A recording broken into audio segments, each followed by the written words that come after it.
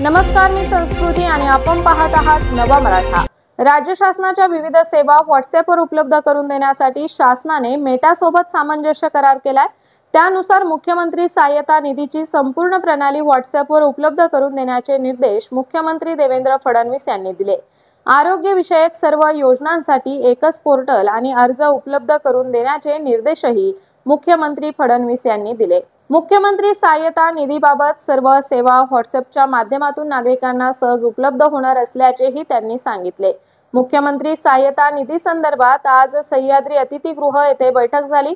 या बैठकीस उपमुख्यमंत्री अजित पवार, मुख्य सचिव सुजाता सौनिक, मुख्यमंत्री यांचे अप्पर मुख्य सचिव विकास खारगे, प्रधान सचिव अश्विनी भिडे, सचिव डॉक्टर श्रीकर परदेशी, मुख्यमंत्री सहाय्यता निधी कक्षाचे प्रमुख रामेश्वर नाईक आदींसह डॉक्टर उपस्थित होते।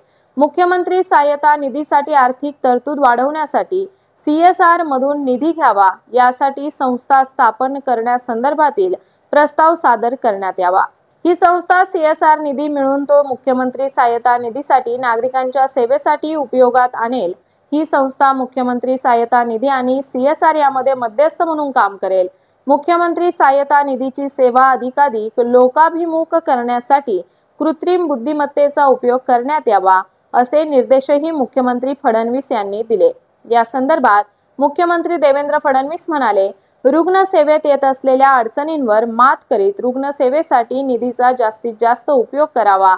यासाठी रुग्णालयांची संलग्नता वाढवून जास्तीत जास्त रुग्णालये पॅनल करावी। मुख्यमंत्री सहाय्यता निधी, महात्मा फुले जनआरोग्य योजना, प्रधानमंत्री आयुष्मान भारत योजना यापैकी रुग्णाला कुठल्या योजनेचा लाभ मिळेल, यापूर्वी घेतलेला लाभ, कुठल्या आजारावरती किती लाभ मिळाला, याबाबत सर्व माहिती पोर्टलवर असावी। गरजूला लाभ मिळाला पाहिजे, यासाठी पारदर्शकता आणावी। तसेच तालुका निहाय रुग्णमित्र नियुक्त करावे।